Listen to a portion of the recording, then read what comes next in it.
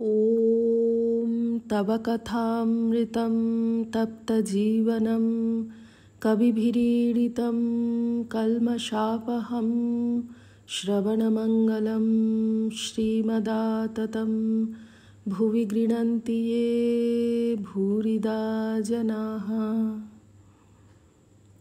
শ্যামপুকুর বাটিতে ভক্ত সঙ্গে ঠাকুর শ্রীরামকৃষ্ণ 1885 22 অক্টোবর। একজন জিজ্ঞাসা করিলেন, ঈশ্বর সাকার না নিরাকার? শ্রীরামকৃষ্ণ: তিনি সাকার আবার নিরাকার। একজন সন্ন্যাসী জগন্নাথ দর্শন করতে গিয়েছিল। জগন্নাথ দর্শন করে সন্দেহ হলো ঈশ্বর সাকার না নিরাকার। হাতে দণ্ড ছিল, সেই দণ্ড দিয়ে দেখতে লাগলো জগন্নাথের গায়ে ঠেকে কিনা। একবার এধার থেকে ওধারে দণ্ডটি নিয়ে যাবার সময় দেখলে যে জগন্নাথের গায়ে ঠেকল না, দেখে যে সেখানে ঠাকুরের মূর্তি নাই। আবার দণ্ড এধার থেকে ওধারে লয়ে যাবার সময় বিগ্রহের গায়ে ঠেকল। তখন সন্ন্যাসী বুঝলে যে ঈশ্বর নিরাকার আবার সাকার। কিন্তু এটি ধারণা করা বড় শক্ত। যিনি নিরাকার তিনি আবার সাকার কী রূপে হবেন? এ সন্দেহ মনে উঠে। আবার যদি সাকার হন তো নানা রূপ কেন? ডাক্তার: যিনি আকার করেছেন তিনি সাকার, তিনি আবার মন করেছেন, তাই তিনি নিরাকার, তিনি সবই হতে পারেন। শ্রীরামকৃষ্ণ: ঈশ্বরকে লাভ না করতে পারলে এসব বোঝা যায় না। সাধকের জন্য তিনি নানাভাবে নানা রূপে দেখা দেন। একজনের এক গামলা রং ছিল, অনেকে তার কাছে কাপড় রং করাতে আসত। সে লোকটি জিজ্ঞাসা করত, তুমি কি রঙে ছোপাতে চাও? একজন হয়তো বললে, আমি লাল রঙে ছোপাতে চাই।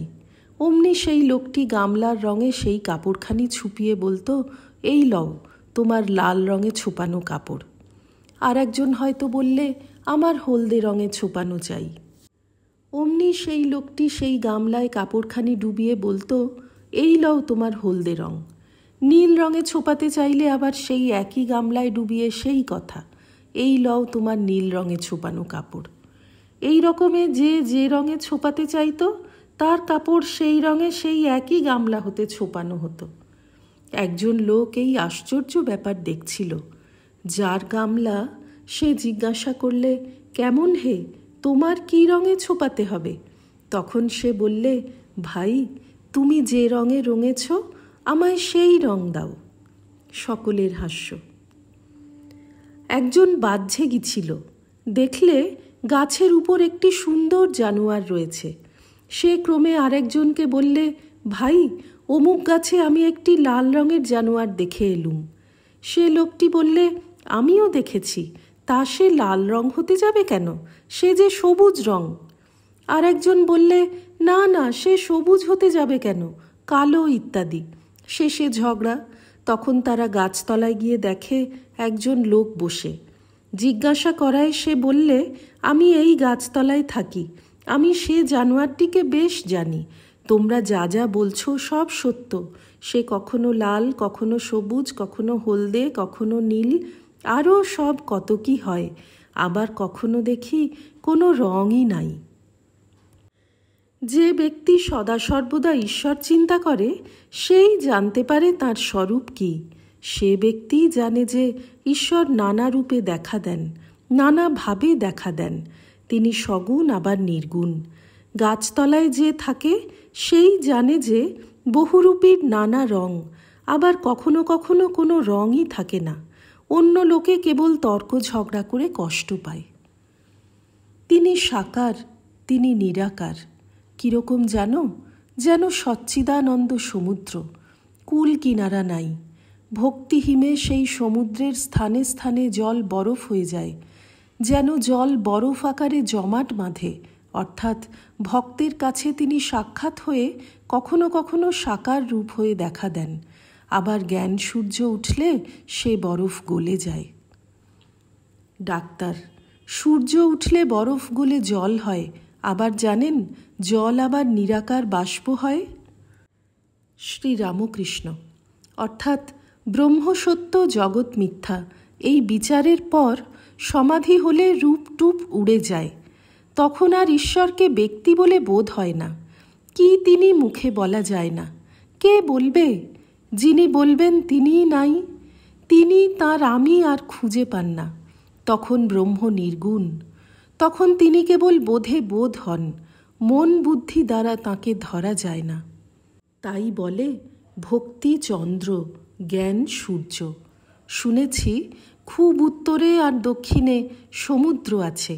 এত ঠান্ডা যে জল জমে মাঝে মাঝে বরফের চাঁই হয়। জাহাজ চলে না, সেখানে গিয়ে আটকে যায়। ডাক্তার: ভক্তিপথে মানুষ আটকে যায়। শ্রীরামকৃষ্ণ: হাঁ, তা যায় বটে, কিন্তু তাতে হানি হয় না। সেই সচ্চিদানন্দ সাগরের জলই জমাট বেঁধে বরফ হয়েছে। যদি আরও বিচার করতে চাও, যদি ব্রহ্মসত্য জগৎ মিথ্যা এই বিচার করো, তাতেও ক্ষতি নাই। জ্ঞান সূর্যেই বরফ গলে যাবে, তবে সেই সচ্চিদানন্দ সাগরই রইল। জ্ঞান বিচারের শেষে সমাধি হলে আমি টামি কিছু থাকে না, কিন্তু সমাধি হওয়া বড় কঠিন। আমি কোনো মতে যেতে চাই না, আর যেতে চাই না বলে ফিরে এই সংসারে আসতে হয়। গরু হাম্বা হাম্বা করে, তাই এত দুঃখ। সমস্ত দিন লাঙল দিতে হয়, গ্রীষ্ম নাই বর্ষা নাই, কিংবা তাকে কষাইয়ে কাটে, তাতেও নিস্তার নাই। চামারে চামড়া করে, জুতা তৈয়ারি করে। অবশেষে নাড়ি ভুঁড়ি থেকে তাঁত হয়। ধুনুরির হাতে পড়ে যখন তুহু তুহু করে, তখন নিস্তার হয়। যখন জীব বলে নাহং নাহং নাহং, আমি কেহ নই, হে ঈশ্বর তুমি কর্তা, আমি দাস তুমি প্রভু, তখন নিস্তার, তখনই মুক্তি। ডাক্তার: কিন্তু ধুনুরির হাতে পড়া চাই। সকলের হাস্য। শ্রীরামকৃষ্ণ: যদি একান্ত আমি না যাস, থাক শালা দাস আমি হয়ে। সকলের হাস্য। সমাধির পর কাহারও কাহারও আমি থাকে। দাস আমি, ভক্তের আমি। শঙ্করাচার্য বিদ্যার আমি লোকশিক্ষার জন্য রেখে দিয়েছিলেন।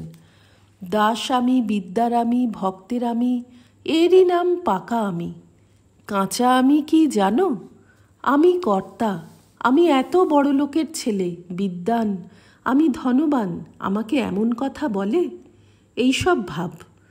যদি কেউ বাড়িতে চুরি করে, তাকে যদি ধরতে পারে, প্রথমে সব জিনিসপত্র কেড়ে লয়, তারপর উত্তম মধ্যম মারে, তারপর পুলিশে দেয়।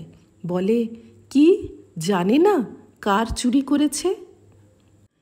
ঈশ্বর লাভ হলে 5 বছরের বালকের স্বভাব হয়। বালকের আমি আর পাকা আমি। বালক কোনো গুণের বশ নয়, ত্রিগুণাতীত। সত্য রজ তম কোনো গুণের বশ নয়। দেখো, ছেলে তমগুণের বশ নয়। এইমাত্র ঝগড়া মারামারি করলে আবার তৎক্ষণাৎ তারই গলা ধরে কত ভাব, কত খেলা। রজগুণেরও বশ নয়। এই খেলাঘর পাতলে কত বন্দোবস্ত, কিছুক্ষণ পরেই সব পড়ে রইল, মার কাছে ছুটেছে।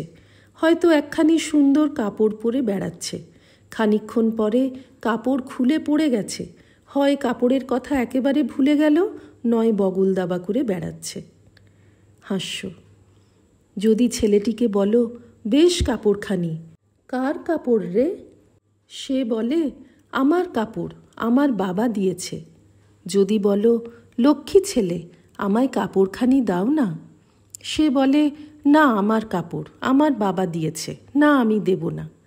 তারপর ভুলিয়ে একটি পুতুল কি আরেকটি বাঁশি যদি হাতে দাও, তাহলে 5 টাকা দামের কাপড়খানা তোমায় দিয়ে চলে যাবে। আবার 5 বছরের ছেলের সত্যগুণেরও আঁট নাই। এই পাড়ার খেলুড়েদের সঙ্গে কত ভালোবাসা, একদণ্ড না দেখলে থাকতে পারে না। কিন্তু বাপ মার সঙ্গে যখন অন্য জায়গায় চলে গেল, তখন নূতন খেলুড়ে হলো। তাদের উপর তখন সব ভালোবাসা পড়ল, পুরানো খেলুড়েদের একেবারে ভুলে গেল। তারপর জাত অভিমান নাই। মা বলে দিয়েছে, ও তোর দাদা হয়, তা সে 16 আনা জানে যে এ আমার ঠিক দাদা। তা একজন যদি বামুনের ছেলে হয়, আর একজন যদি কামারের ছেলে হয়, তো এক পাতে বসে ভাত খাবে। আর সূচি অসুচি নাই, আবার লোকলজ্জা নাই। ॐ निरञ्जनं नित्यमनन्तरूपं भक्तानुकम्पाधृतविग्रहं वै ईशावतारं परमेशमिड्यं तं रामकृष्णं शिरसा नमामः। श्रीरामकृष्णार्पणमस्तु।